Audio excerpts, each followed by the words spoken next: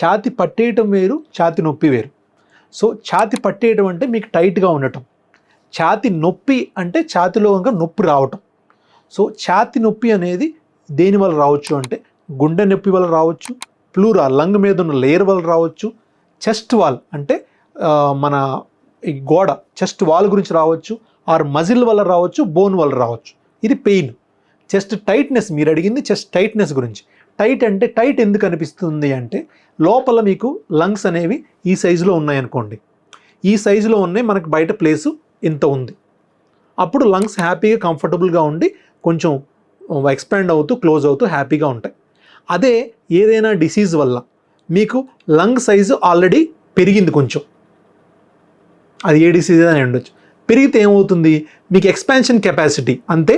ఇంతకుముందు ఇంత స్పేస్ ఉంది మీకు ఎక్స్పాండ్ అవడానికి, ఇప్పుడు ఇంత స్పేస్ లేదు, ఇంత కొంచెం ఎక్స్పాండ్ అయిపోయింది ఆల్రెడీ. అప్పుడు ఏమవుతుంది, మీకు కొంచెమే పెరగగలదు, లంగ్ ఎక్స్పాండ్ అయ్యి కొలాప్స్ అవ్వగలదు. సో అప్పుడు ఏమవుతుంది, ఆటోమేటిక్గా మీకు చెస్ట్ టైట్గా అనిపిస్తుంది. ఈ టైట్నెస్ ఏ జబ్బులో వస్తుంది అంటే బ్రాంకియల్ ఆస్తమా, ఉబ్బసం వ్యాధిలో ఈ టైట్నెస్ అనేది మెయిన్ సిమ్టమ్ అండి. ఈ ఉబ్బసం వల్ల భయపడాల్సిన అవసరం ఏమీ లేదు. ఎవరైతే ఈ టైట్నెస్ కానీ ఆయాసం కానీ పెళ్లికూతురు కానీ ఉంటుందో వాళ్ళు ఇమీడియట్గా స్పైరోమెట్రీ అనే టెస్ట్ చేయించుకొని ఆ టెస్ట్ కనుక పాజిటివ్ ఉంటే ఆస్తమా అని ఇన్హేలర్స్ మొదలుపెట్టుకుంటే ఈ టైట్నెస్ అనేది 100% తగ్గిపోతుంది. సో టైట్నెస్ అనేది డేంజరస్ కంప్లైంట్ కాదండి.